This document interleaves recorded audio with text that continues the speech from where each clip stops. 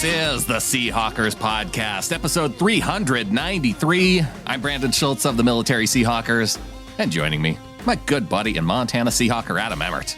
Yeah, man. There's only one thing to say after that game. Catfish Rams. Yeah, eat it. I don't even care. Like, it shouldn't have been that close at all.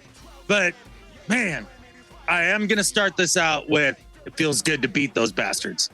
It does feel good, but are you sure you don't care? Because I know that going into this game, you had the expectation that it was going to be a Seahawks blowout. And I feel like anytime that I've set my expectations at that level and I don't get what I want, I end up being even just all the slightest bit disappointed.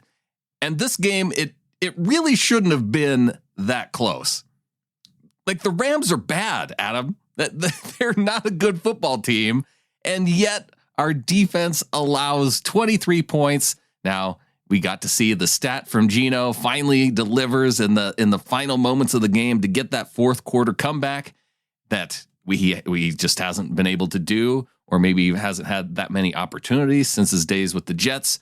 And he finally gets the stat. He gets the touchdown to DK Metcalf in the end zone as Jalen Ramsey's tailing him. And so we're able to celebrate that. It's just that I didn't want it to be that close, but I did go in with it expecting it to be somewhat close. Okay, so I just was trying to stay on the positive end of things to start with on the pod here. So I would be curious, since you set it up perfectly with the idea of your expectations could be disappointed, right? Me thinking that this should be a 2-3 score game. Since you expected it to be close, are you upset by this game? Just, pleased? Or are you like, yeah, we beat them. Like, we're right in this to win the NFC West. Jimmy G's down now. Like, we're going to the playoffs and we're going to make some noise. Like, where are you at on the spectrum? Yeah, well, it was kind of just riding the roller coaster of emotions throughout the game, because toward the fourth quarter, I'm thinking there's no way it should be this close. And then the Rams pull ahead. And I'm like, there's no way they should even be leading at this point. The Seahawks have to win this game. It's going to be real dumb if they don't get the win. And I was even to the point to where my mom was like, okay, we got the ball with less than 3 minutes left to go. Let's just do one of those drives where we close out the game and we score the final points and don't leave any time off the clock. I'm like, no, I want to have as many opportunities to score quickly here. I don't care if they get the ball back. I just want to score points. So I was frustrated that, and she was 100% right, by the way, that's the best strategy. Usually is. Glenda's usually right. You should listen to your mother. Yeah. But it was mostly just the frustration of, here we are at 20 points on the board, and I feel like we should be in the 30s. And it was just, whether it was the Geno Smith fumble that went forward about 10 yards, whether it was the Geno Smith interception that Bobby Wagner gets gifted by the refs as an interception, just because that's the way they chose to see it on that particular play, and there's no way that you can see it. Chose to see it. I was going to try to leave this towards later on in the recap. That is one of the biggest horse catfish calls I've ever seen in my entire football life. I am not one to be catfish about calls. We've talked about it ad nauseum for 10 freaking years on this podcast. That was not an interception in any catfish universe, in any catfish multiverse. That is the biggest joke of a call I have ever seen in my life. There's no way that's an interception. Jones, he doesn't have possession right at first. Then he gets possession of it with one arm on his knee. He's down now. That's a football move. He caught the ball and then went down. That's a football move. Then it's further down when his hip goes down. Then it's further down again when his back goes down. And then it's down more when his head hits the back of the ground. He's on the ground for 14 years. And then Bobby Wagner comes and takes the ball away from him. I'm guessing after the whistle had been blown from a decade ago, they took forever for Bobby to take the ball out of there. And then they rule it an interception. That is not an interception anywhere, ever. And then you have Pereira. Oh, the ball was moving. It wasn't. Once Tony got control of it, it wasn't moving. the catfish. Bobby came and jerked it out after he'd been down on the ground for 15 years. That's a horrible call. And it took points off the board. That is not an interception. Now, I like your passion on that. The reason why I say they chose to see it that way is because if they rule it that way, there's no way to go back and look at the tape and say that there's conclusive evidence. Because when you look back at the video, Jones, at the moment that his hand looks as if it's securing the ball, that you can't see the ball as his knee is on the ground, and it's, from that camera angle, you can't see if it's moving with the way that the camera angle was. Yes, you can. Yes, you can. Like the idea that the ball was moving when his knee was down is just utterly false. Okay, well, show me the camera angle that shows the ball not moving as he's down, because I couldn't see it, and that's why I was so frustrated that the officials called it that way. It's obvious that he has control of the ball. It's obvious he has control of the ball. You can see it perfectly. You can see the whole bottom half of the football when he has his hand over top of it with his knee on the ground, and it is not moving. The bottom half of the ball. Now, I don't know why it's this way. It's weird that they called it that way, for one. That's not an interception in any universe. It's just not. I agree. It shouldn't have been called an interception in the first place. It is cheating from New York. That I don't get hot over calls, but that is every bit as bad as the non-call for DPI by the Rams against the Saints in the playoffs a few years back. Like, it's just as heinous as that. That was a terrible, well, except for the circumstances, right? Right. But that one, they really want the Rams to succeed. They obviously hate the Seahawks, and they really wanted Bobby to have his revenge game, which he did. Hats off to the Magner, number 45. He had himself a whale of a game. But yeah, I was trying to save that fumble thing or interception thing for a minute because, oh man, I almost broke a TV in an Airbnb over that. I thought I was buying somebody else a new TV. Okay. But the fumble though, legit. Yeah. That was a legit fumble. No, it was legit. It was just weird. Like, it was weird. It's been days now. I've reached out to physics experts all over the country trying to, diagnose and diagram how exactly the ball flew in the direction that it did. No answers so far. So it's just one of those mysteries of the universe, much like where the origin of the term gunner came from, that we're just going to have to live with as Seahawks fans. Yeah. Or just make up our own, right? Yeah. We can make up our own laws of physics about that. Like, I don't know, the weight of that ridiculous stadium that is a monument to greed creates so much of a gravitational pull that when Geno fumbled it, it made it go forward. Like, I think that's what it is. That makes as much sense as any of the other answers that I've heard. Sure, why not? Yeah, but it was a mixed feelings game for sure, I think. Let me ask you a question. As frustrated as you were about the called Bobby Wagner interception, gift from the officials. Yes.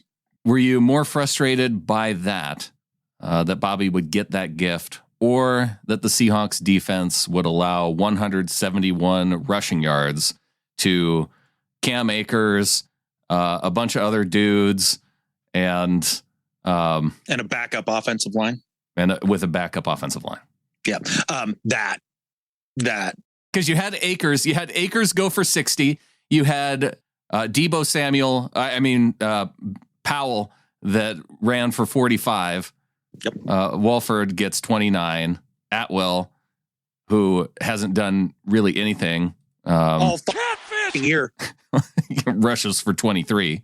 And had 2 or 3 really big receptions in that game too. And he had like 5 coming into this year. This defense made Tutu Atwell look like a good pick.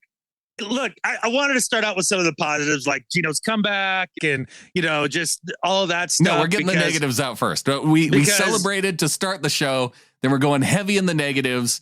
And so after we get through this, we'll be back to the positives. Okay.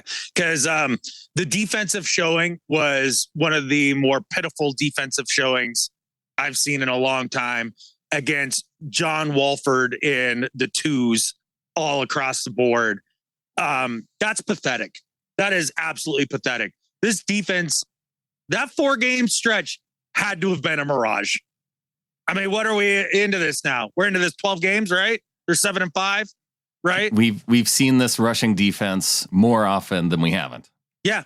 And they've done it against some of the worst running back talent. So it's not like it was just Brandon Jacobs that had an amazing game, or it was just Alvin Kamara who had an amazing game. No, they're giving up huge days to guys like Cam Akers, who are among the league worst in average per carry, Leonard Fournette, who's among the league worst in average per carry, and they're going off against this Seahawks defensive line and linebacking core. And they're getting owned by a second team offensive line. John Walford looks like he might as well be one thumb Jared Goff. It could be any of those quarterbacks, right, that we've struggled against.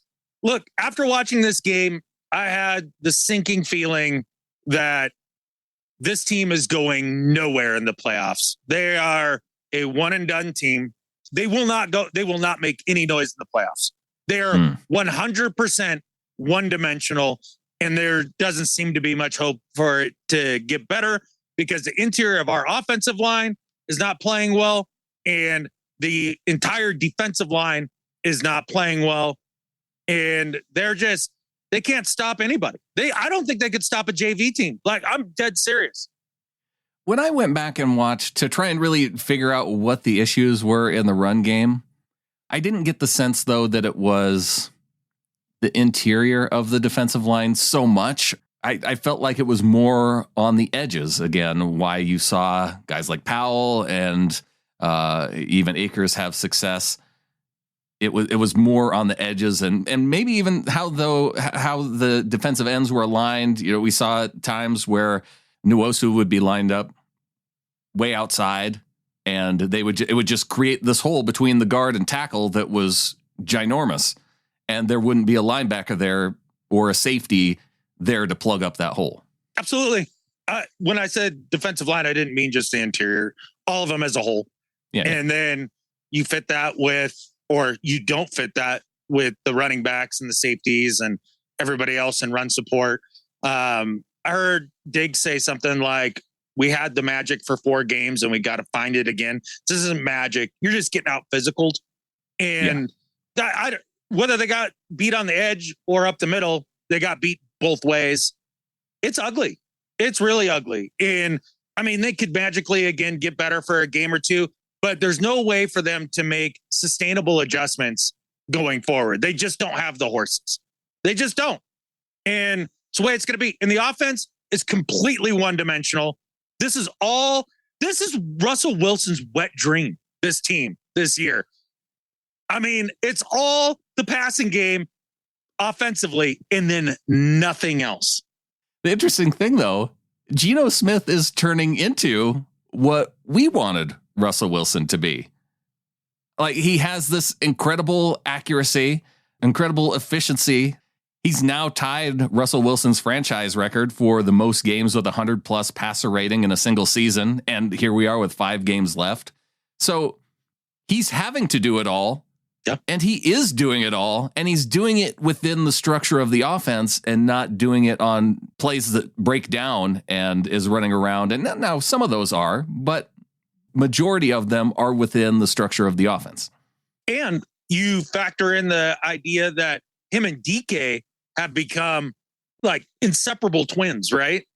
They were joined at birth. They really do have great chemistry. Not that he doesn't have good chemistry with Tyler too, but you know, Geno's getting the most out of DK. DK had another huge game this game and punked Jalen Ramsey, which was fucking awesome. That was really fun to watch because these Rams, they came out in, I think they were all in on the Wagner revenge game. They played hard. The energy level was up. The emotions were up. And it started to get nasty out there in the second half. You saw them celebrating in ways that probably they wouldn't be celebrating otherwise. You saw them, looking over to the sidelines and to our sidelines and making gestures and stuff. Cassius Marsh just called and says that's a penalty. Like that, there was a lot of that in this game and by the Seahawks as well.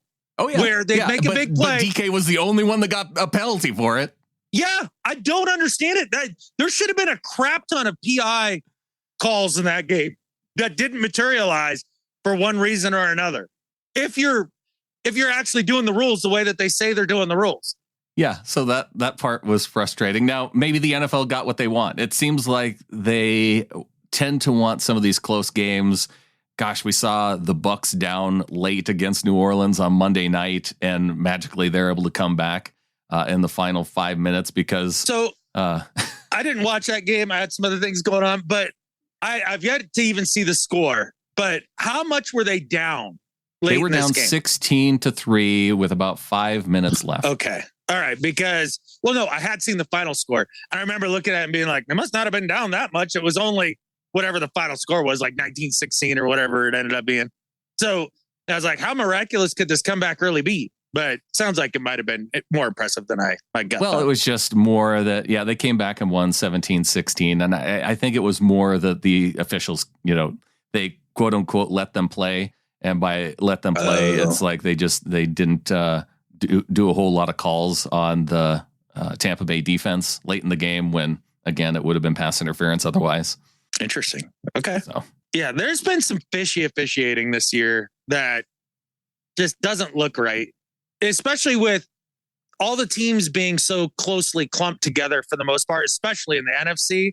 Like the calls get magnified, right? Because they're an even bigger difference in the game than I think maybe seasons past, just because of I would say competitive nature, but just the overall crappiness of the entire NFC as a whole.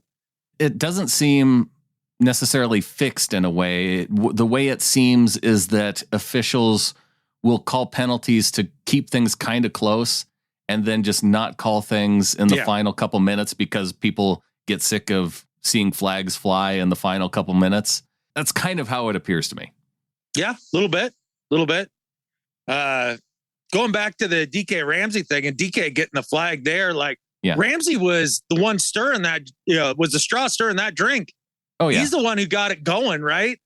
But DK went in there kind of with his head, into Ramsey's face toward the end, and that's what the officials saw. So I don't understand why you can't call both guys for a penalty if you're trying to minimize that whatever they have going on right there on the field. Exactly, especially given their history, right? Those guys do not like each other. No. Or they might just really enjoy competing against one another. Oh, sure. Yeah. I don't know what their actual personal relationship is, but on the field, they don't care for one another. That's for sure. Or maybe they're like me and Jared, right? Like maybe the worst want to be super physical and I'm going to kick your ass and you try and stop me. And so they just, that's why I say they may enjoy that type of back and forth throughout the day. It's entirely possible.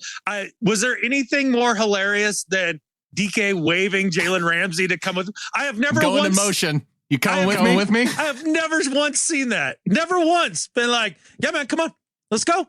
That was fun. Yeah, it still makes me laugh all these days later. He wanted that action. Come on, let's go. And then he got it. And because the only thing that was better than that was DK beating Ramsey for the game winner. Yeah. Oh my God. That was so cathartic. Oh, and the photo that came out of it too, of DK celebrating and Ramsey just sitting there with his arms in his lap on the ground. Yeah, it's great.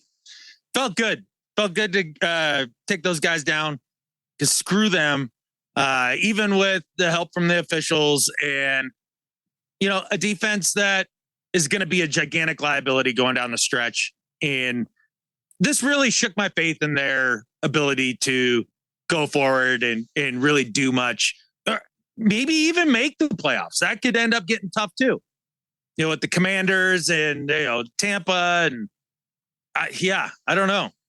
Well, we did see, if we want to get into some of the NFC West talk, the 49ers, yes, they have an incredible defense, but are they going to be able to ultimately get it done with Brock Purdy now that Jimmy G goes down? Oh, you haven't heard? Oh, they're favorites to win the Super Bowl regardless. Oh yeah, no, I just figured you might have watched some national narratives out there a little bit, but yeah, 7th round draft pick, Mr. Irrelevant, is going to come in week 14 of the regular season and lead the 49ers to the Super Bowl because they're just that good. That good. They're just that good. And don't get me wrong, their defense is great. Their defense is really, really good. And look, if it were another team other than the 49ers and it were Mr. Irrelevant trying to lead some AFC team that I really didn't care about, I would be rooting for it. But just for the storyline? Yeah, just for the storyline, because it's fun. Mr. Irrelevant taking control of a team that looks bound for the playoffs. And hey, could it be the first time that the last pick in the NFL draft starts in the Super Bowl and wins the game? But I don't want to see that for the 49ers. No, I did like Purdy coming out of the draft, though. I thought he was a late round flyer guy. He can move a little bit. He's got a decent arm. He's a rhythm thrower. And I think he could do okay in that offense. I mean, I just think any quarterback can do okay in that offense. Kyle Shanahan schemes dudes open. So where there's a 5-yard pocket around the receivers, you throw to the open guy, move the football, and your defense makes it so you only have to score 17 points a game. Exactly. I just think that when the moments get big going down the stretch, that's going to be hard for a 7th round rookie.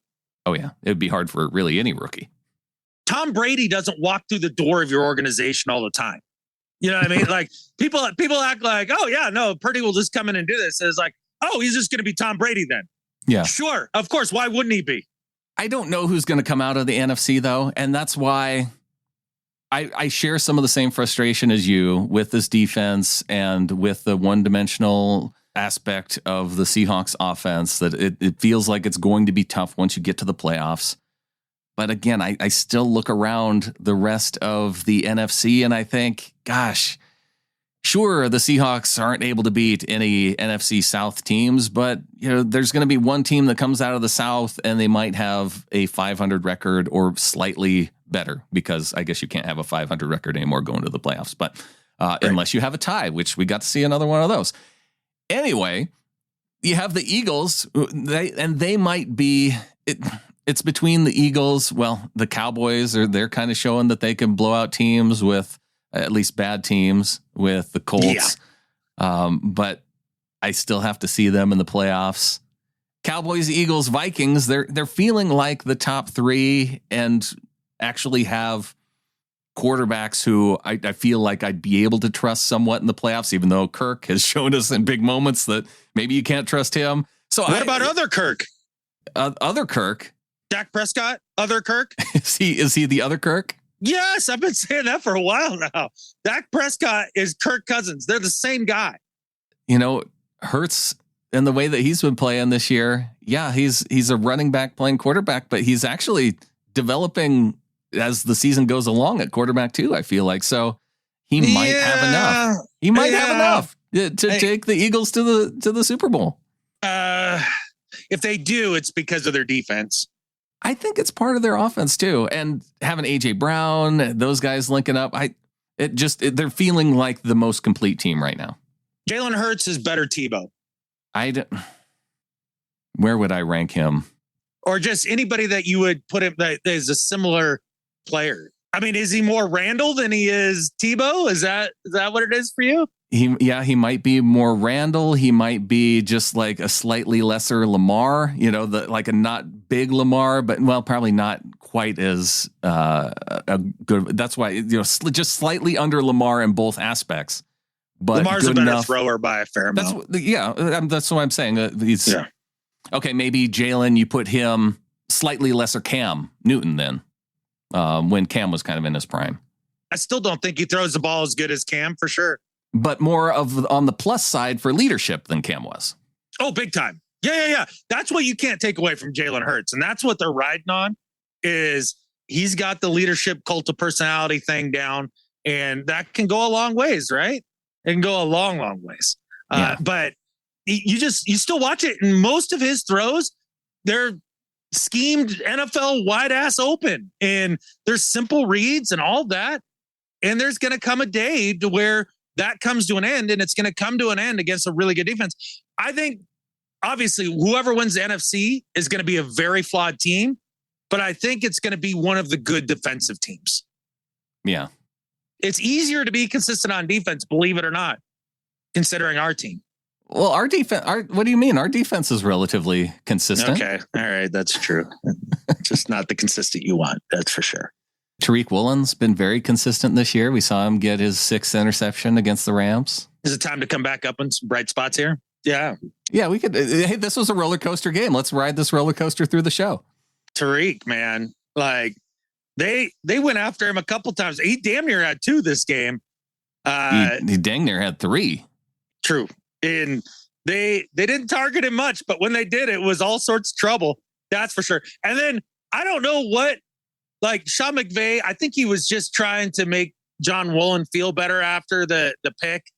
Just be like, oh, no, that was on me. That was on me. If that was on you, why are you like drawing up a play that's targeting Tariq Woolen like exclusively? And that's it. Because if he's sitting there saying that's my fault, he basically told Wolford into the headset, like, hey, so here's the play. Just throw it there. Just take the ball, throw it there. Don't look at anything else. Yeah, when you said John Woolen earlier, I was. Oh, did I say John Woolen? Yeah, Wolford, Woolen. That's a lot of similar letters there. You know, it's true. Yeah. Now maybe McVay, maybe they were scheming him up, but when Wolford threw the ball in a couple of those situations, the dude was wide open, and Woolen just closed distance extremely fast on a couple of those to where it was it definitely caught your eye. I mean, you could see why a veteran quarterback is going to say, okay, yeah, I'm not going that way. Because if he's that open, he might be baiting me to throw that way and into one of those interceptions. Yeah, so he leads the league in interceptions, and Sauce Gardner is the defensive player of the year. Sure. Right. Yeah. Number 4 pick. He's number 4 overall pick. So, yeah, no, then that's. And he is, look. He's playing well. He is playing well. He's playing really well. Mm-hmm. Yeah. But not better than Tariq. I haven't watched enough Jets football to know, to really understand the two and how well they've played this year. Gardner's really good. He's really good. I'm not trying to take anything away from him, but Tariq's both guys better. Are probably going to make the Pro Bowl. Yeah, probably. Geno, he might be the most popular player in the Pro Bowl, leading Pro Bowl voting. I love that. I love that people also love the story because much like Mr. Irrelevant getting into action for the Niners, Geno going on this kind of run late in his career after so many people had written him off is an incredibly cool story. And it's just nice to see that that's reflected in the Pro Bowl voting, that a lot of other fans of other teams are seeing that too and are recognizing it that way. For sure. That really cool story. Geno put the team on his back this week. Geno had an incredible football game. Yeah, moving around the pocket under duress a lot too. Ken Walker goes down in the first 3 plays after breaking off a 30-yard run, and you're thinking, oh my gosh, Walker goes down. Now and Homer's out of this game, so we just have Dallas on the roster. I didn't even know Jones was suited up and active in this game until we saw at the end of the half when Dallas went down.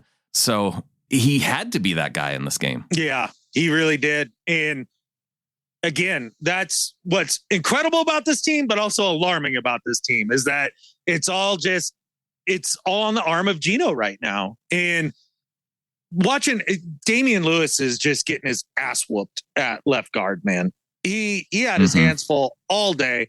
There's one of their big beefy defensive lineman, white dude who I've never heard of in my life. And he just ate Dame Lewis's lunch like all day. No Aaron Donald, and we still had troubles.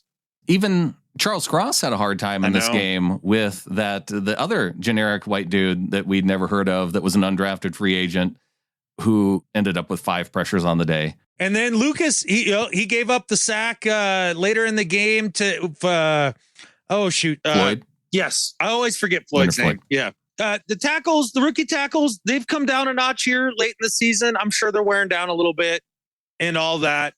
There's no cause for concern or anything like that, but I think there's a little cause for concern. What do you mean over the next 5-6 years? No, I just mean for this season. If you're talking about being competitive in the playoffs and I feel like you've already kind of made up your mind that they're not. They're not. I wanted to go back to that. If you have that outlook that they're a one and done playoff team would you rather they just not make the playoffs then? No. I'd rather they make the playoffs. And the only reason I can say that is because we have that beautiful gift from the Denver Broncos of a first and a second that are going to be very high in the draft. So with that wonderful, thoughtful gift from the Broncos, now we can win games and don't have to worry about it. Because I do love the idea of the Seahawks making the playoffs. And that's just kind of the cherry on the top of Pete Carroll's season and his FU season and Geno's FU season. And, the whole organization's FU season pointed at Russ, all of that. So, yeah, I want them to make the playoffs, but make no illusions about it. They're going nowhere. So you don't want to make the playoffs because you think they have a chance to go deep into the playoffs and win. You want them to make the playoffs because of spite. 100% yes.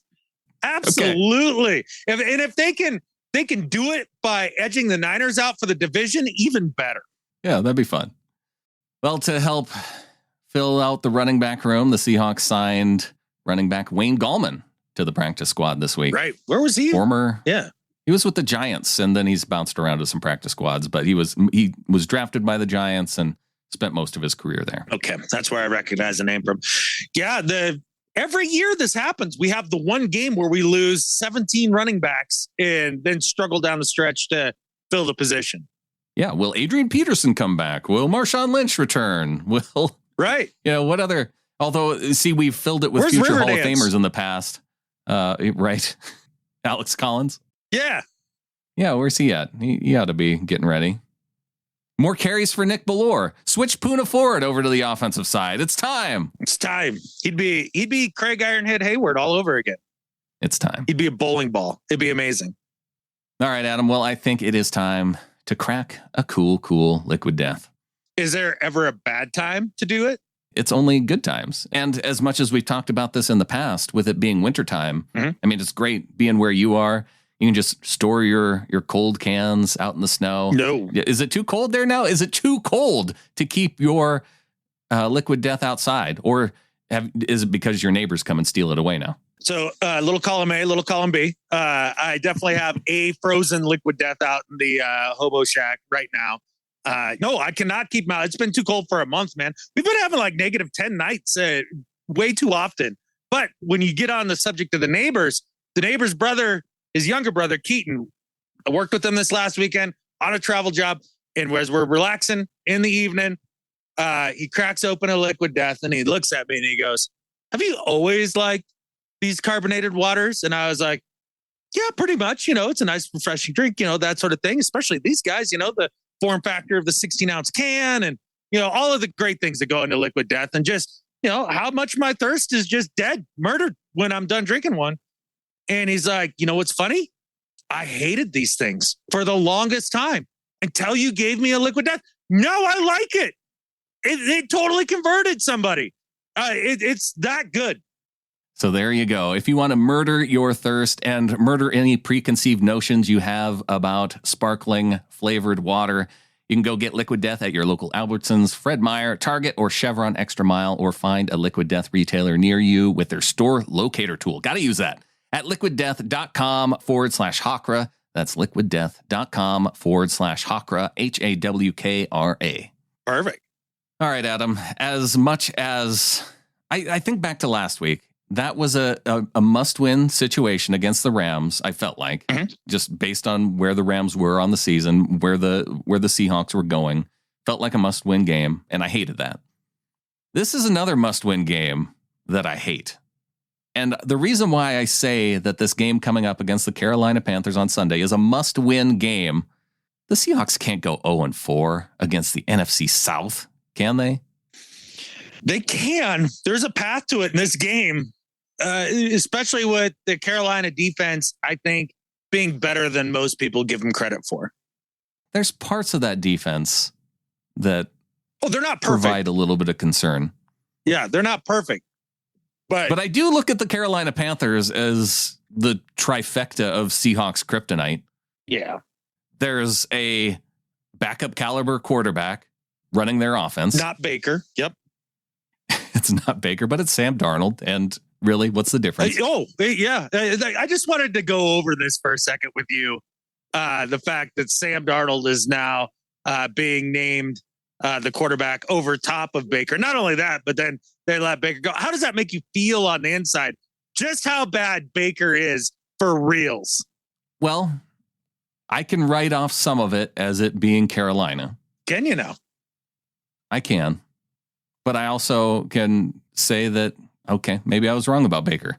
Okay. I was just waiting for it. Just wanted to hear it. I think that he'll be better in LA than he was in Carolina. How? Although if they stick him out there, now we can save this for after the break. Okay. Because I do want to talk about this a little bit more. I want to talk more about this Carolina Panthers matchup coming up because, as I mentioned, Trifecta, Seahawks Kryptonite, backup caliber quarterback, NFC South team. And you can replace that with it.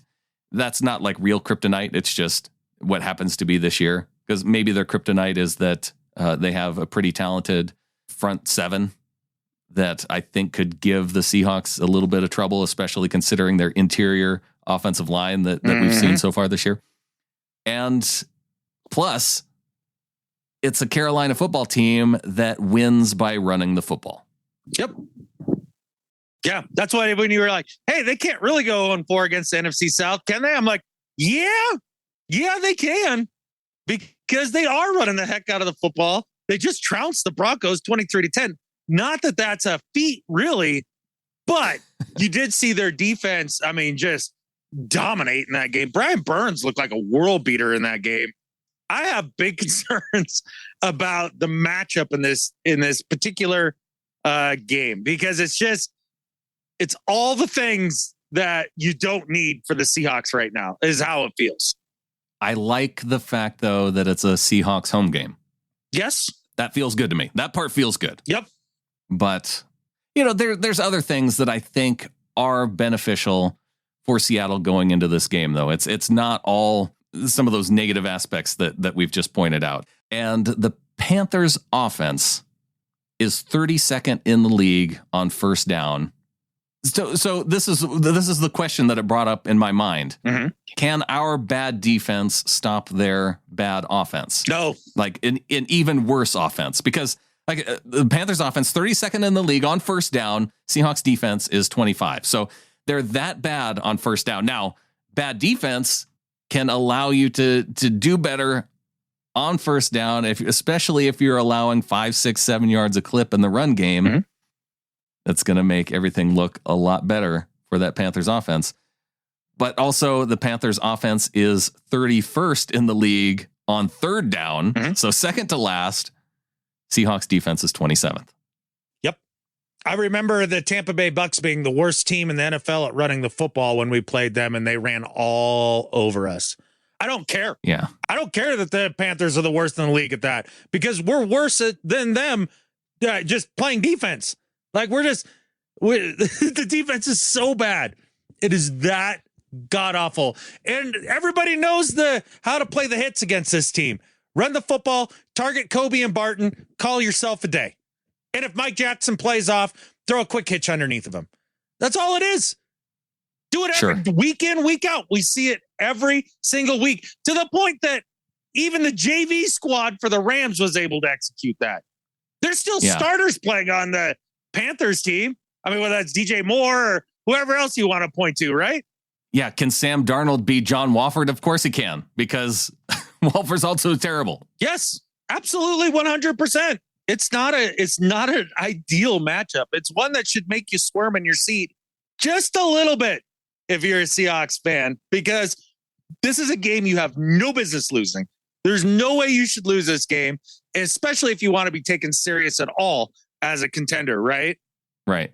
It really, this is as lazy as it gets, but Geno's going to have to put up 27 points. Like, it's just, that's what it boils down to. The Panthers have not scored over 25 points this entire year. It does seem unlikely that their combination of football is going to be able to score consistently that much, especially when you have Sam Darnold at quarterback, or whether or not they end up putting in PJ Walker. Or I fear Walker a lot more. I kind of do too. I watched him in the XFL. He was a god. He was the best quarterback in the league when he was in the XFL. It wasn't even close. But they have other guys. You mentioned DJ Moore, Terrace Marshall Jr. He's second-year receiver who's kind of their number 2 guy so far this year. Laviska Shenault can be okay at Those times. guys can play. Yeah. Chuba Hubbard running the football, going into his second year. They also have Dante Foreman. He played for the Texans, and then he went to Tennessee and backed up Derrick Henry for a couple of years. Those 2 guys have been running the football okay. Sure. They'll look like Adrian Peterson in his prime. And you mentioned Brian Burns on the defense, one of those players that you really are. I mean, he's a standout player. Derek Brown on the interior, JC Horn at corner. Burns just destroyed the Broncos. He was all over the place. They got Shaq Thompson at linebacker, who I would have liked to see in Seattle at some point. And they're playing for Steve Wilkes. They really are. They've rallied around that guy. I don't know how or why, but they seem to have. And, he may even end up being the coach going forward because he's got him playing really hard. Now, it hasn't always translated into wins for the Panthers this season, but they've played some games close. They're coming off their bye week. And before that, it was the Denver Broncos that they beat 23-10. Now, they weren't able to put up any points on the Ravens and lost 13-3, but the game was close. Mm-hmm. And they're coming off their bye. See, Dave Bloomquist, he warned us about this. It's not the bye that's the problem. I mean, as much as I love Bloomy, it's the fact they're going to give up 200 yards on the ground this game. And you saw the Rams do it against us in 1,000 different ways, right? Like, it was outside zone. It was, power inside. It was fly sweeps. It was fake fly sweeps. It was, just on and on and on and on. Like, it didn't matter what they ran. They just were able to run it. Sam Darnold, he won't be seeing ghosts when he's just handing it to Chuba Hubbard. And even still, if he is dropping back to pass, if their run game is working, which based on the history that we've seen from this defense, it probably will be. Once he does drop back to pass, it's not as much of a concern because these guys haven't been getting much of in the way of pass rush anyway. Exactly. Yeah. Everybody was all excited about the pass rush after this game. It's like, yeah, they should have probably had 10, considering where the Rams are in terms of injuries at this point. And here's the thing with the Panthers. They're in the top 12 for their offensive line in sacks allowed. And I think that that's really impressive considering it's a team that isn't great on first down or third down. Yeah. Like I said before, the rankings, 31st in the league on third down, 32nd in the league on first down, and still they're in the top 12 in sacks allowed. It's pretty impressive, especially when you think that Baker's played the majority of the games for him, right? And he tries to run around and extend plays, even though he's not an athlete. Right. So he probably contributed to that. They'd probably be top 5 without Baker back there for the first 6 games of the season. Probably. Yeah.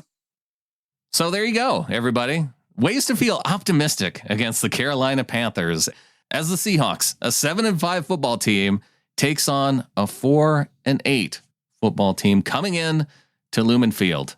That's how bad the NFC is this year, Brandon, is that a 7-5 team and a 4-8 team are really not that far apart in a lot of ways. The Seahawks, I would much rather be in the Seahawks position, right? You've got your QB going forward. You've got your tackles going forward. You've got a great corner going forward. You've got high draft picks coming up. You're learning how to win right now with a relatively young team. And you have nowhere to go but up next year with Russ's numbers coming off the cap and all of that, right? It is much brighter. Whereas if you're a Panthers fan, you're just hoping they draft a quarterback and somehow you convince Sean Payton to come, maybe. I don't know. But yeah, I would much rather be the Seahawks, even though they're not that far apart in terms of their performance. The Panthers have a lot more pluses on defense. Give us 3 or 4 picks in the top 50 that we can spend on defense, and it's going to change how this defense looks in 2023. Yeah. And so at this point, would you be upset if they trade out of 3 or 2 to pick up like 6 and 8 and just really try to bolster the defense with more picks? I'm not totally sold on the idea that the Texans would draft a quarterback, although it seems likely, but they're going back to Davis Mills this week. And so if they think, and really the Texans make some weird decisions anyway. So there's the potential that the top quarterback could be there at number 3. And if not, you're talking about 2 different quarterbacks, right? I feel like Stroud and Young are being talked about as the 2 top guys, right? I haven't been following it super close. Yeah, I'm not to that point of my football watching season yet. No. Yeah. No, our team is actually still in the playoffs. And so scouting college quarterbacks is not yet on my radar. Yeah, there's no possible way the Seahawks are taking a quarterback with the number 2 or 3, 4 pick. Well, what I'm saying is that if they get to 3 and there's a team willing to give up, like the 49ers gave up so much to go up and get Trey Lance to where you're getting multiple firsts, you can't pass up an offer like that to move back and take more picks. Right. And especially if you're getting future picks out of the deal. Heck yes, you take that deal. So I'm not totally convinced that you have to take just the top defensive player in that position at number 3. Because heck, if you move down to number 10 and you're talking about getting, I don't know, the best safety that's available on the draft board or the best linebacker that's on the draft board at number 10 or 11, that's absolutely going to make our defense better too. So, okay, you can't take a pass rusher, but you can fill out so many other parts of the defense, of whether it may be a big interior defender that also has some pass rushing capabilities, because we haven't had anybody like that. And you can get them there in that position. There's that 10 spot or 10 to 15 range for drafting defense is pretty good to go for some of those other pieces that could have a big impact on this defense. All compelling arguments, man, to trade out of a really high draft pick. Now, I would only do it if they can get one of the top 2 edge rushers still, depending on where they trade out of, right? Or trade down to. And then, just whoever else you're going to pick up on defense from there, I'm totally fine with it. But yeah, I don't want to take any of the quarterbacks with any of those top picks. No, thank you. We have a professional that can play for probably at least 3 years. Everything that I've seen from Geno Smith is sustainable as a quarterback. He's not, because he's not going out there and trying to be Cam Newton or even Josh Allen and running over guys. He's taking the open yards when they're there. It's through accuracy and good decision making. And those things generally don't go away from a quarterback once they've figured that part of it out. 100%. So yeah, let's not do that. Let's be sure to shore up the defense and use that high draft capital on players at premium positions that we normally would not be able to acquire. So I'm ready for it. And I'm ready for John to trade, because I feel like that's more likely than not if that quarterback is there, just like you were saying, man. I think you spelled it out perfectly. We're just going to have to see how the draft ends up playing out. And we're probably going to go over these scenarios multiple times, especially as we kind of get a sense for who's going to be available. And if the Seahawks have the number 2 or number 3 pick, which it's looking like they might. Yeah. You know what, Adam? We've taken this from a conversation of concerns about the defense against the Carolina Panthers into the concerns about the defense moving forward. I want to come back to it after the break, but I do want to know if there's anything else that you want to discuss with this Carolina Panthers team. Yes, there are a lot of concerns, but again, with the way that Geno Smith's playing, I think you laid it out perfectly. It's basic analysis, but it is very accurate analysis. If the Seahawks offense can put up 27 points, they can win this game. And to do that, then they have to do things like be very efficient inside the red zone. And you're probably not going to do it running the football effectively with, I think there can't be a scenario in which Ken Walker plays this week, right? Like that feels unlikely. I don't know. I don't know what a jammed ankle means for his availability to play. I'm sick and tired of our running backs coming up with the most rando injuries. I mean, just stuff you've never even heard of. Yeah, you hear Pete saying, well, it's not sprained, and it's not a high ankle sprain, but it got jammed. Got jammed. Yeah, sure. Okay, well, what is that? Of course it did. Yeah, jammed ankle. So maybe he plays. I would think, I mean, Dallas was able to come back into the game. That makes me believe that I don't know, unless it swells up even worse throughout the week, but that he might be able to play. I thought Homer was out with an illness, and then I saw somewhere else that it was with a knee. Yeah. I mean, if it's an illness, he's got to play, right? Got to be better by then. Hopefully he'll be back and ready this week. If not, whatever. Run Gallman out there and, just mix it up enough to where he's getting 3-4 yards just to give the defense something to think about. That's all this offense has needed so far. I know.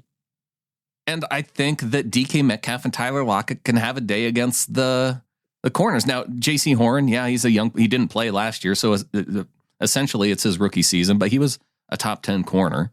Even still, I think the way that DK Metcalf's playing, you put him up against anybody, and he's going to be able to have some pretty good days. And Tyler Lockett's having a heck of a season. These two guys, they're going to have 1,000 yards by the end of the season. I don't give a crap about JC Horn's pedigree coming into this game at this point in his career. Yes, he has lots of talent. DK has more, and he's better, and he's been doing this for a while, and he's playing out of his mind. If I was on one of the talking head shows and they're like, who's the best receiver in the game today? I'd have zero problems making the argument for DK Metcalf. He's the best receiver in the game right now. Now, Justin Jefferson's having a heck of a year. I mean, there's guys that you can make a case for. His finesse and speed is all very pretty and is easily taken away against the better teams, right? DK doesn't get shut down. They found a way, yeah. DK just had Jalen Ramsey playing one of his most motivated games I've seen from him since the last time he played DK. And DK clowned him because he is too big, too strong, too talented, too in sync with Geno. DK Metcalf is the best wideout in the NFL right now. You're not going to hear me arguing with you. That is a very straight up solid take. I'll go back to the idea that I don't think the secondary for the Panthers is that good. It's not. What was the game that we saw recently where it was a relatively talented front seven, but not so talented on the back end that Seattle performed well against? Oh, pop quizzes. You got to love these. Thanks, Brandon. Make me remember back a number of weeks. I can't even remember what I had for breakfast. 2 weeks ago when they played the Raiders. Oh, true fact. Yeah. And they struggled. But the Seahawks still put up 34 points. It's true. You're right. And that was with 65 rushing yards on the ground from the Seahawks offense. True. It's all true. This should be a W. But with the way that they have played the last couple of games, it's just enough to make you squeamish going into this matchup against a team that has no business competing with you if you're just on your P's and Q's. So in summary, the Seahawks could win this game 34-10, or it's possible that they could find themselves in a very tight matchup if the defense, if the Seahawks offense gets up early and starts running away with it, takes out the running game from the Panthers, like that's the way to do it. Are we to the point, do we need to join Clinton on team never defer, especially in this game against the Panthers? No, he's just dead wrong. I would like to get the ball first against this Panthers team. I'm joining Clinton on team never defer against the Panthers specifically. Okay. So, and that's fine, but I don't think that the advantage of being up 3 or 7 points on the first drive, if you even score on the first drive, is greater than the ability to double up scores at the end of the first half and then starting the second. It's just not. I understand. And unfortunately, we haven't seen the Seahawks take advantage of that to this point this season. So I'm willing to accept the other advantage. So they're due. They're finally due. That's a good point. Yeah. That's a good counter argument. Exactly. It hasn't happened, so they're due. Yeah. I can't go on forever, right? Seahawks are due for a Super Bowl win after. It's been a long time. It's funny you say that now as a Seahawks fan when you think back, before 13. Never felt like a long time. It did. But now it's been since 2013 since we've had a win. Right. And that feels like a long time. Yeah. 9 years, man, an eternity. Let's get to the second half of the show. Also be an eternity.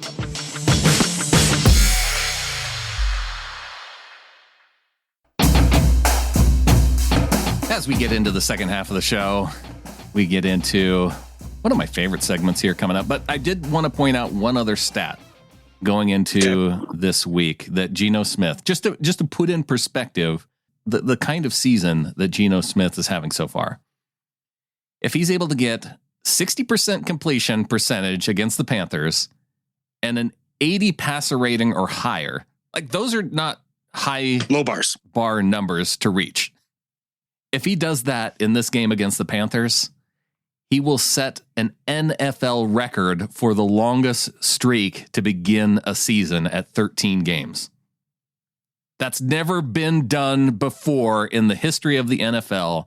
Has a quarterback gone 13 straight games to start a season with above 60% completion percentage and a higher than 80 passer rating. Never been done in the NFL. So through 13 games, Geno has yet to have a massive clunker. Right. Yeah. I don't know, man. He has been every bit of that consistent. And, you know, one of the guys we just didn't talk about enough in the first half of the show, or really in the majority of this season, is Shane Waldron. And what he's got going, he's making it easy for Geno in a lot of ways, right? The only thing this offseason that could happen short of not signing Geno that would really bum me out is if you're unable to retain Waldron for another year. That could be part of it, because one of the other things I was saying, yes, Waldron has one component of that too. But I think having two veteran wide receivers and a guy who, like you said, coming into his own as the best receiver in the NFL in DK Metcalf, that makes it easy on Geno too. And the best tight end group in the league.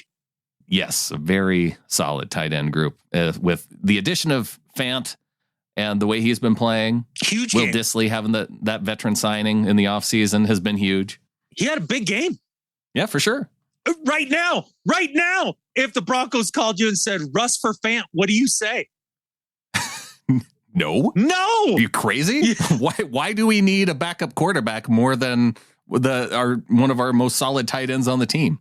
It is Russ really better than Drew right now? Yeah, that Noah Fant trade has been really good. We've talked about how the Shelby Harris trade worked out. Yeah. But really the Noah Fant trade has worked out well too. Absolutely. Yeah. And the future Hall of Famers from this year's draft, those will be fun trades to talk about too. If the Broncos called and wanted just their players back that they sent over and said, screw the draft picks, you would still say no. Big time. Yeah.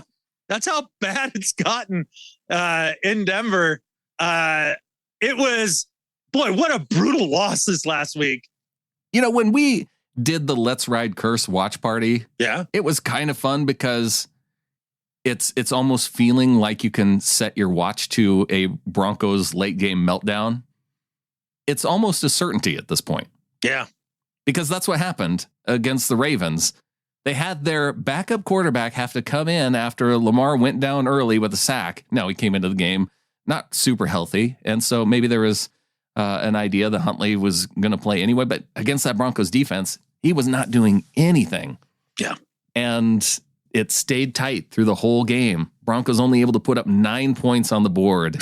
And even in the final 4 minutes, you're looking at the score going 9-3. Yeah, the Broncos, with the way they've been playing, they probably hang on to this. And then it came down to the final drive by the Ravens. And then all of a sudden the Broncos turn into the defense turns into just a regular NFL defense and allows a team to score late, and they lose. And their defense a little bit. Huntley's a pretty good backup. He is, but he hadn't been doing anything all day. True.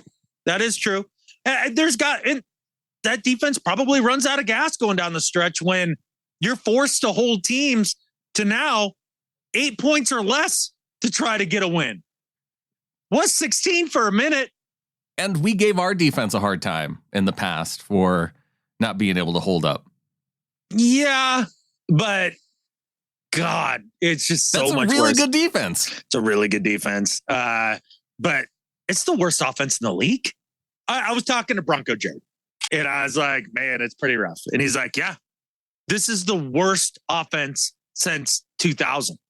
There was that stat that was put out there, and I saw that was not necessarily the case, but it's at least a top 10 worst offense in the last 20 years. So what was it? They were tied for least amount of points put up per game with the Browns of 2000 or something like that, right? It was some cherry picked way that they were able to come up with it for them to be the second worst, but not comparing it because the season's not over yet. Anyway, so that was like 3-4 weeks ago that little cherry pick stat came out, and they've only played worse since. Right. Yeah. No, they're on track to potentially still be the second worst since 2000. That was according to Bronco. Jared was just like, yeah, no, we are the worst now. Like I can tell you, the Let's Ride curse has been very, very effective. You know, I'm just wondering, because I think I can only manage the magic and energy it takes to create such curses, I think once a year. So I'm trying to decide what it might be for next year. Yeah. Do you use it on the 49ers or the Rams next year? And it's probably the 49ers because I don't think we'll have to worry about the Rams for a long time. No, I don't think so.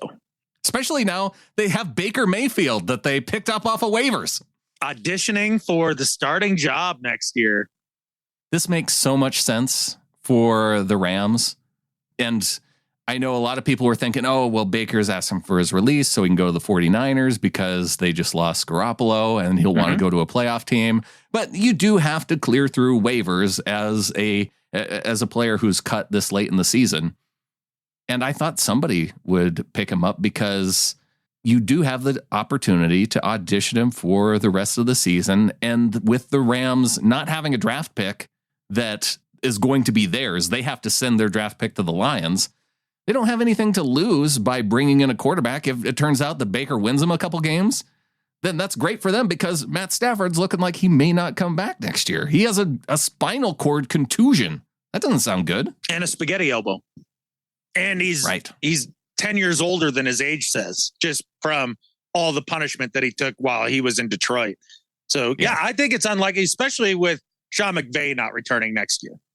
Yeah, he has to see what Baker has in him to know if he can count on at least Baker being the quarterback if he does decide to return, which ultimately means that he won't return. He's not returning.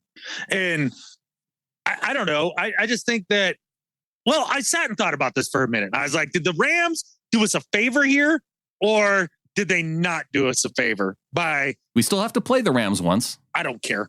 It doesn't matter who they have. They're going to play stuff no matter what. You wanted to see Baker on the Niners. That's what I'm trying to decide. Is Baker better or worse than Brock Purdy? And I think if I'm being honest, I'd rather see Baker than Brock. Only because there's an unknown factor to Purdy. When you say you'd rather see, do you mean you'd rather... I'd rather see Baker on the Niners than Brock Purdy being the guy going forward. Oh, because there's an unknown aspect to Purdy, like he might actually be good that you're not aware of, and that you have more confidence in Purdy taking the Niners to the Super Bowl than you do Baker. I liked Purdy's ability coming out of college, maybe even a smidgen more than I liked Baker's. You know how I felt about Baker coming out of college. Uh-huh. Purdy's more athletic. He can move better, makes better decisions on the regular. He's got about the same arm. His footwork's better. Don't me that the number one pick and Mr. Irrelevant that I practically the same guy. No. Purdy might be better. Then why didn't he go higher? Why did Baker go one? Probably because he was Oklahoma's quarterback and Brock Purdy wasn't. Yeah, and Purdy went to Iowa State or wherever it was, something like that. Not exactly a football powerhouse, but he did play with Breece Hall. He's played with NFL talent. Sure. Yeah, I think that shows a little bit some of the BS that comes with the prestige of the bigger schools, especially when those big schools, quote unquote, are out of the SEC. And I mean, there's reasons for that. Generally, the best quarterbacks go to the more prestigious teams. And so if they just happen to maybe develop at one of those smaller schools, that's why sometimes guys can surprise folks. But yeah, I mean, West Virginia produces hella quarterbacks, hella good. They just have to marinate for 6 or 7 years and they're amazing. Maybe Will Grier will be great in about 6 years. There you go. Bring on Will Grier to as a backup. Right. have him ride the practice squad for another few years, and maybe he'll end up being awesome. You know, it's interesting. So you talk about bringing it back up and all that. Like, what do you do with Drew next year? Do they bring him back in?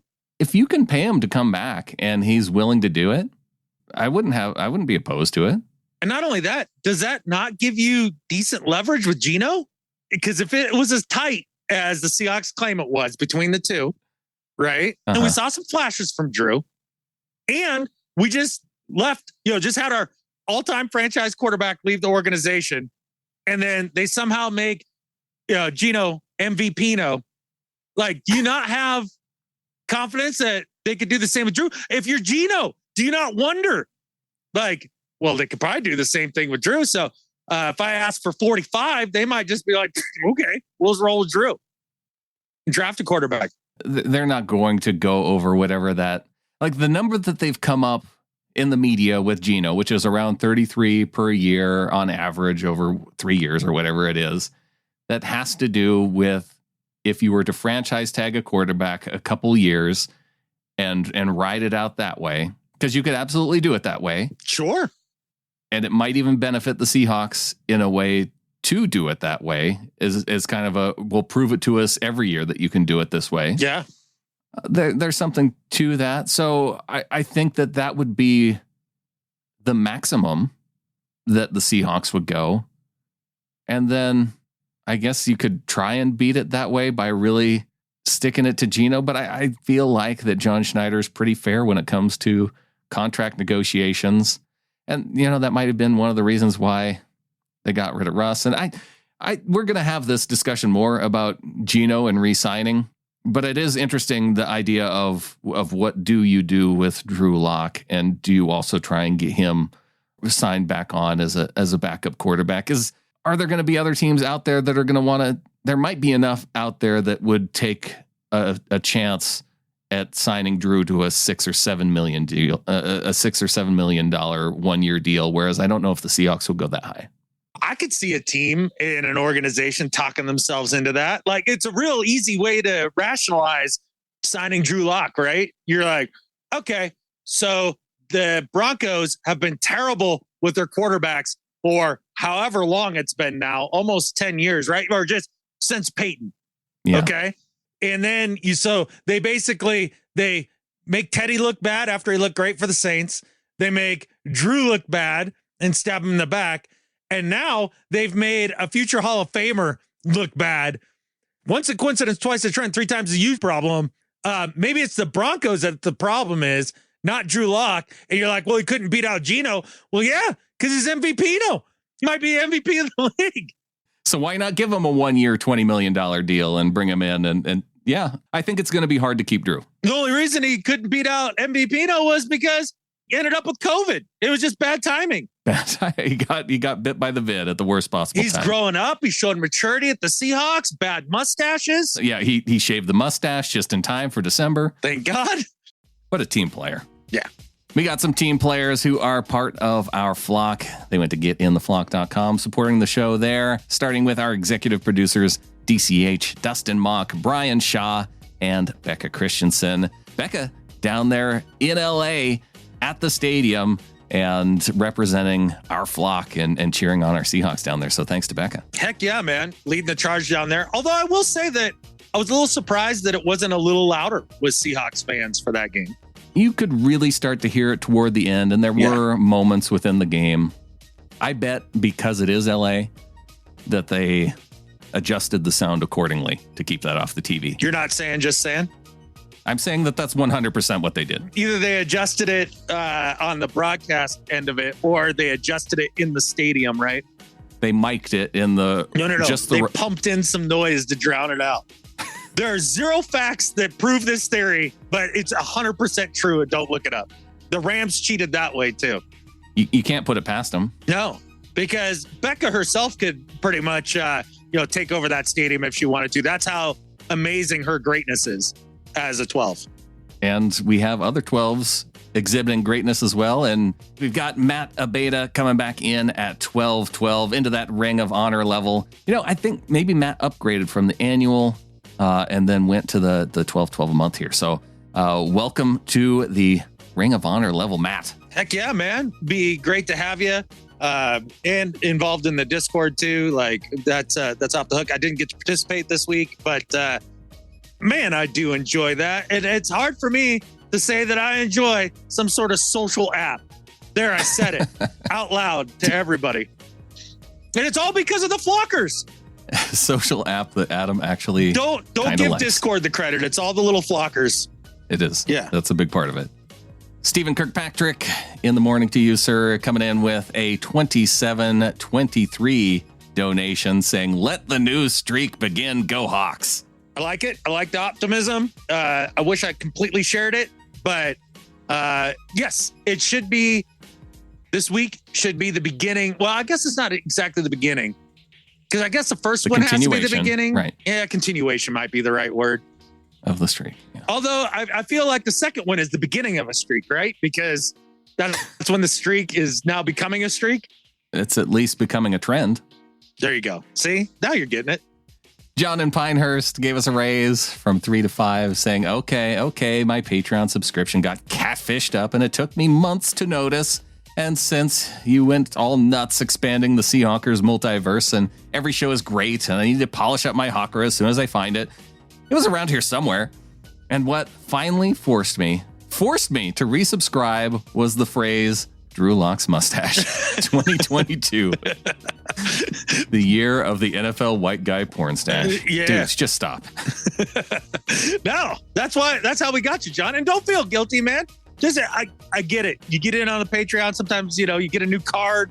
Yeah, I know how that stuff goes, man. Don't hang your head at all. We appreciate you, man. John says, anyway, I guess you need a new quote unquote accidental lame freeloader category. You all have helped me through a year that was crazy in every way. Really appreciate it. Go Hawks from John. Hey, man, if we could be a part of making things just, a little bit brighter, we're happy to do it because you guys make it all brighter for us, man. Just right there. That was a great email.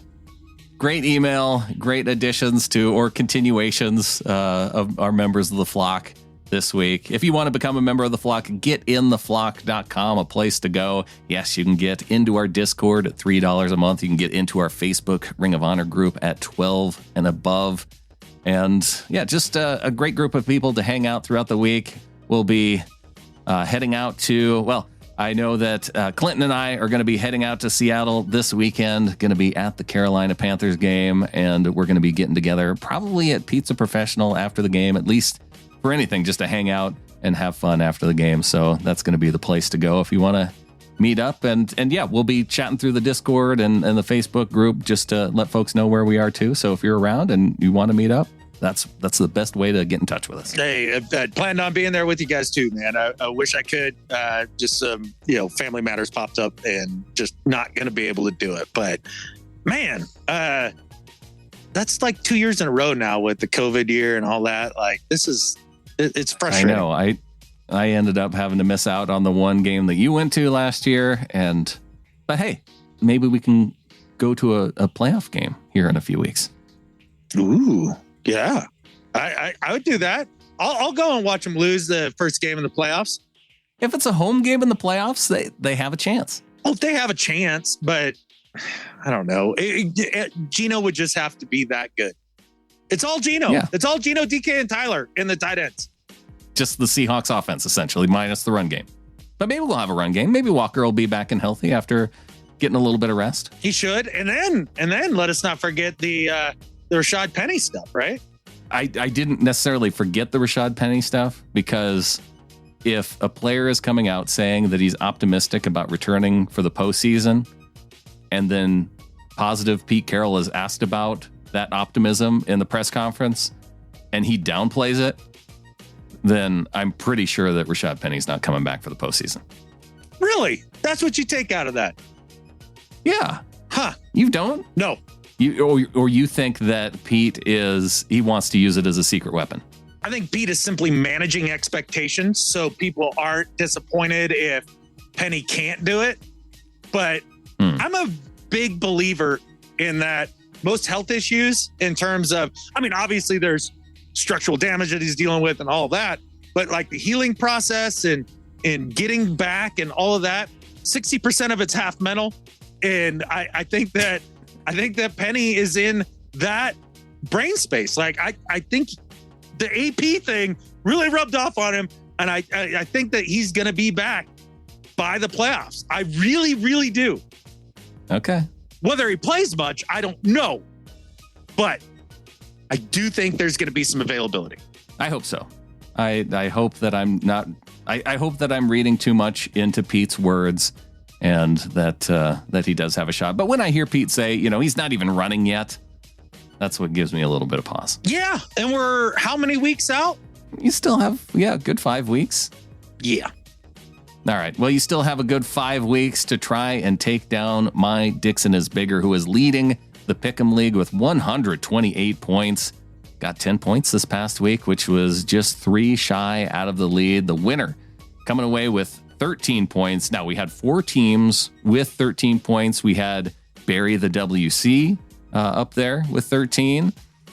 Had P heart-shaped box. Deep balls better than rainbows.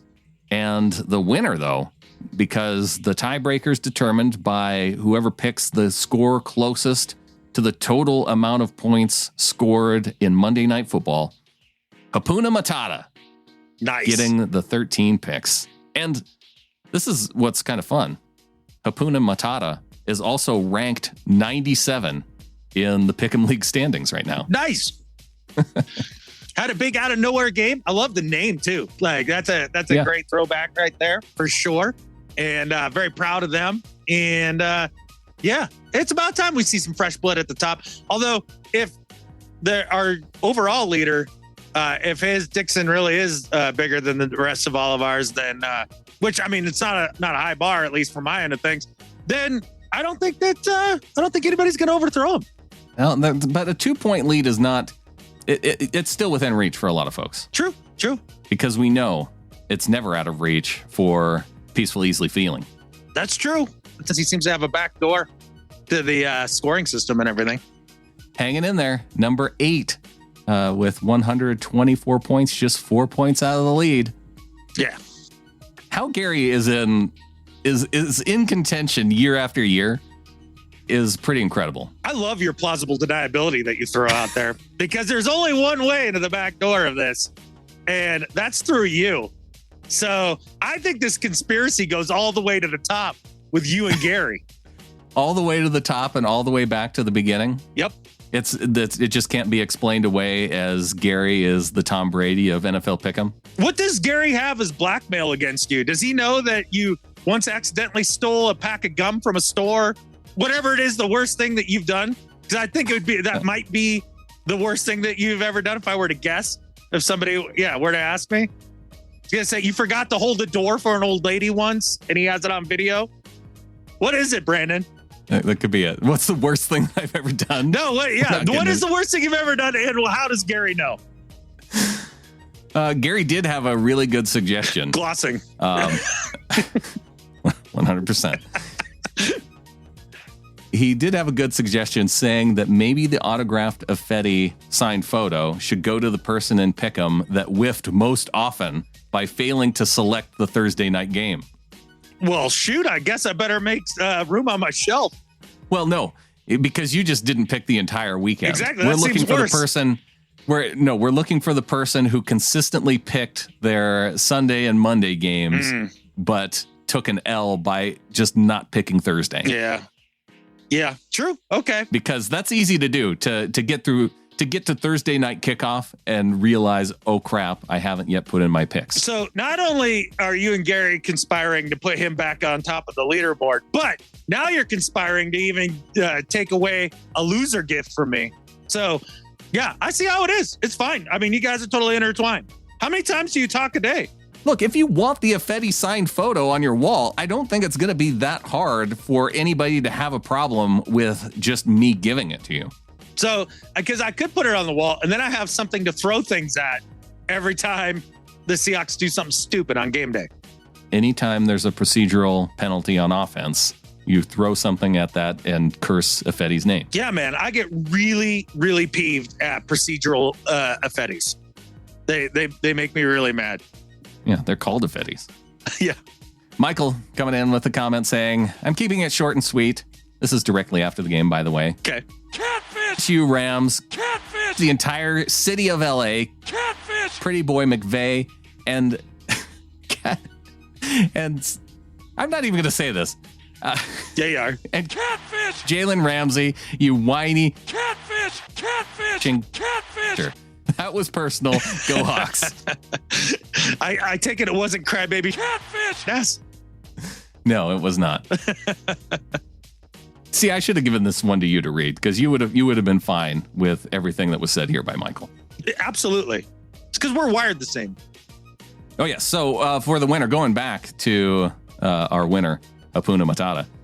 If you want to, we have the signed photos that we're going to be giving away at the end of the year. We'll either do it random or come up with a randomization to allow someone to pick first. Or you can do $20 to Flathead Sports and Hobby Cards and pick whatever you want from the hobby shop there. And if anybody wants to check out Flathead Sports and Hobby Cards, you can go to facebook.com/FHSH cards and you can hit up Ben and he'll hook you up. Heck yeah, man. One more email here from Hugh at Lloydzilla out on Twitter. Do not fear. I have not deserted you good sea honking buddies. Work has been quiet, and so have been having to listen on delay, as you are my driving soundtrack of choice, and have been having to find new times to listen as I've been home a lot more. Oh. This has been introducing my daughter to the Seahawkers podcast. Oh, I'm very sorry, Hugh. I'm so sorry. Or as she refers to you as the shouty man and the one who keeps him calm. Okay, I did have a little bit of a rant early in this podcast, but I think overall I'm not shouting. It devolves into that. Yeah. And I tend not to get too shouty. No, because you're a perfect human whose worst crime I'm still trying to suss out, but I think you broke one of your daughter's Christmas ornaments one year. That's the worst thing that you ever did. It was an accident, though. You tripped. I will let you decide who is who, but she is loving the show and how good you guys are. It did make me think as I look with mirth over the Rockies to Denver, does having a shouty man and one who keeps him calm work? Is Russ missing Pete to keep him calm and is why he's not performing as we know he can? Will Pete ever get the credit he deserves for making Russ the quarterback he was, as opposed to Russ getting credit for making Pete's team the team it was? Anyway, good to be back in winning ways, even if sometimes our defense looks like a bow-legged man trying to stop a pig in a doorway. Geno is still excellent, and DK, Tyler, and Goodwin are real threats. I'd be happy to spend that draft capital on defense and see where we can go with Geno.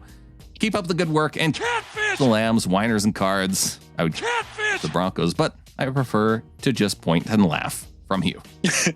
Well, Hugh, Shouty Man says that Pete's actually getting that credit this year. There's no doubt about it. So it is cathartic to see. And for both me and you, Brandon, who have been Pete defenders even when it was, in the middle of the throes of the darkest days for Pete in terms of let Russ cook and, all that stuff, we were on Team Pete for the most part. And yeah, I think he's getting his due now. And it's fun to see. Yeah, for the most part. I will say I was still kind of on the keep Russ wagon in this offseason. I wanted him one more year. But if you had to decide between the two, I was leaning toward Russ. Yeah. But yeah, 1 year with the two of them, I would have liked to see where that could have gone to. But I'm enjoying this year now and enjoying the fact that, yeah, maybe Russ is having to eat it a little bit. Eat a little crow. I think Russ isn't missing a guy to keep him calm because he's always captain neutral, right? I think he's missing a shouty man. Maybe. And so next year, when the Let's Ride curse expires and we no longer are relying on their draft picks and all that stuff, then, if he needs anger expression consultant or anything like that, or just a hype man, I'm going to be relatively unemployed from the wheel grind stuff here in a couple months. I'd be happy to come on board. Yeah. That would be a good, a good career. Absolutely. Russell's hype guy. Or just a guy that yells at Russ. If he just needs somebody to yell at him, I can probably find a way. Just to have that do better, ringing in his ears when he's not doing better. Yeah. There's a check down over the middle. Do better. And speaking of that, on to do better and better at life. All right, man. My do better this week is for the Tennessee Titans. They fired the GM, John Robinson, there this week. For good reason. Why? Did you see how A.J. Brown went off against them and he was the general manager that traded him away? Oh, I see. So you fire a general manager who's done really a pretty good job over the last 3-4 years, all because an ex-player that he traded, who's a good one, happened to come out and have a huge game against you. And the rookie receiver who's still adapting to the league that you drafted to replace him didn't have a big game. How short-sighted is that? This team has won their division more times than not over the last few years. They were the 1 seed last year, even if it was a little bit fraudulent. He brought in Vrabel. He brought in King Henry. He's built a very tough and rugged football team. They're in every game that they play. They damn near knocked off the Chiefs a couple weeks back in a thriller. And you're going to get rid of him now? For what? Who you got that's better? Who? This is such a short-sighted, stupid move. This shows the instant gratification culture in which we live in today. The Tennessee Titans, stupid for firing John Robinson. Do better. You have to bring it back to culture as in what else is there? Like, why? Why would you get rid of him at this point? Yeah, it's interesting because, I mean, you bring up all the points of the team that he's constructed. I think Vrabel should get a lot of credit for just how that team's performed too, and how he's coached up those players. So maybe they had somebody who they had planned. Maybe there's stuff behind the scenes that we don't know about, and they just figured that this was the best timing as a way to really throw him under the bus about that A.J. Brown trade. I don't get it. The timing is interesting, right? It seems intentional.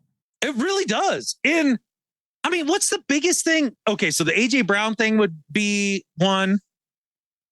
The other would maybe be the Tannehill re-upping. Would that be another thing that you get on him for because Tannehill's Tannehill? But even if that's the case, he hasn't had a chance to put the replacements on the field for those guys yet. I mean, Willis was when they drafted him, everybody knew he was going to be a project. And while he struggled a bit in the times that he's played this year, he's shown some flashes. How can you axe the guy already? Willis can't really throw, though. He can throw a little bit. It's kind of a key aspect to playing quarterback. Jalen Hurts is in the MVP conversation. Maybe it isn't that Willis can't throw, it's that he doesn't throw. Well, think about is also a problem. Think about the type of football that they play. You talk about Pete ball, that's Pete ball to the max, right? And so that's beyond Pete ball. Yeah. So when you throw Willis out there, if you're Vrabel, you're looking at Willis and you're like, just if you're at all don't know, just don't throw. If you don't know, don't throw. And that's what he's doing. I mean, Pete was alive for 1960s football, but I think that his desire to have some explosive plays through the passing game on offense takes him out of that that ultimate 60s style football range. Oh, 100%. Might do better this week. It's for Bobby Wagner. Oh. You couldn't just look bad for 1 week. The 1 week that we play against you, like we've been trying to think away this problem of you being with the Rams by referring to you as Magner or Wobby Bagner or some other type of name. And then for us to have to watch this in this last game against the Rams, it's like as much as we tried to allow ourselves to be deceived, our eyes could not deceive us. We saw the real Bobby Wagner in this game against the Seahawks last week, and I'm frustrated. I want Bobby Wagner on this team. We saw the Twitter stuff come out afterward of him and Pete Carroll meeting, and he's even got his Jimi Hendrix shirt on with the Seattle skyline in the background that makes you just think that, man, what were we doing moving on from Bobby when we did? Bobby Wagner, for making me feel all those things, do better. And by that, I mean do worse. Especially when you play the Seahawks. I couldn't be bad at Bobby. I mean, the way that he was let go kind of sucked. And I think he deserved to have a revenge game. Now he's got it out of his system. If he can just not be awesome the next time we play the Rams, that'd be great. But I'm not mad at him for doing that. And I wonder if I'm mad. Well, okay, maybe I'm not mad at him, but it makes me mad at Seattle. And since I can't be mad at them, I'm taking it out on Bobby. Do you think? So don't turn this around on me. Do you think if you could go back in time and talk to Schneider just before he releases Bobby and be like, look, after the first Rams game this year, we're going to be 7-5, a half game out of first against the Niners here. The rest of the NFC looks like doo-doo. Cody Barton is going to be a borderline dumpster fire all day, every day. Do you really want to release Bobby this year? What do you think he does? I don't know. If I have a time machine, like if I can really prove it to him, then maybe he takes my advice. I don't think still a maybe. I think if they had known that, I don't think they would have let him go this year. I know what you're saying. And I wonder if they're just stubborn enough to do it anyway. Jerks. Sorry, telling that. No, not jerks. There are guys, man. Like I said, I need to take out a little bit of emotion right here. All right. It might have been the worst thing that I've ever done. I don't know. I mean, what about that time there was a dude with the flat tire on the side of the road and you drove right by? You didn't even stop to help. On to Better at Life. All right, man. My Better at Life than Skip Bayless this week is for Andrew Luck. Finally, after 3 years now since he retired, big long article comes out, big interview with, it was with Wickersham. So, I have feelings about that, but it was a good article going into the reasons that he chose to retire from the NFL, really at the peak of his powers, knowing we had an idea of everything that he'd gone through physically in the league and how tough it was on his body. But what we really got an insight to was how hard it was for him mentally and emotionally, how hard it was on him with his relationships with his family, how he decided to prioritize his family and his life after football rather than his life on the field. And I think he made the right decision for all the right reasons and a really stand-up guy and has been quiet about it since he's retired from the league. It's not like he's out there on every talk show being like, oh, it's just too violent and, we got to get rid of football and this is just not a good game for people. It's not like he turned into a heel against the league or anything like that. Mm-hmm. And obviously is a thoughtful guy who knows what really counts in life. And so to Andrew Luck for retiring early and confirming that Russell Wilson was indeed the best quarterback from that draft class, Better at Life than Skip Bayless. And in 2 weeks from today, he'll be announcing his return to the NFL to play for the San Francisco 49ers. Negative. No, you don't think they'll make a play for him and he'll accept it? No, I think he's in a Is that the worst case scenario? No. What would be the worst case scenario? Purdy turns into Tom Brady. That's the worst case scenario. That's the worst case scenario. Yeah. My Better at Life this week is for our own Tariq Woolen, getting his 6th interception on the season, setting the franchise rookie record and tying for the league in the NFL. You mentioned how he had the lead. There's only one other player in the NFL, Chauncey Gardner-Johnson, who had or CJ Gardner-Johnson, I think he's going by, but he also has 6 on the year. So yes, despite not being the 4th overall pick in the NFL draft and getting all the love that comes along with being good and being picked high, he's just settling for being good and living with his 6 interceptions. Hopefully he gets the credit he deserves in terms of Pro Bowl voting, in terms of Rookie of the Year voting when it comes to that. But for now, he can be happy with setting that franchise rookie record. And he sounded like he was based on his post-game press conference from this game against the Rams. Let's see him do. I want to see at least 2 more, Tariq. But for now, you are better at life than Skip Bayless. Shoot. If he doesn't win defensive rookie of the year this year, it won't be any big deal because I think that's the type of dude who uses that as fuel and comes back and is just overall defensive player of the year next year. I love it. Did you love my Tyreek impersonation? Shoot. Come this off season, it's probably going to be one of our new catchphrases. Yeah. Because we're just going to steal it from Tariq. I want to see, I want to start having a counter to see any given week if Tariq has more shoots or if Diggs has more dopes. We need to do a shoot to dope count. And I think with that, there's only one thing left to say. Go Hawks. Go Hawks.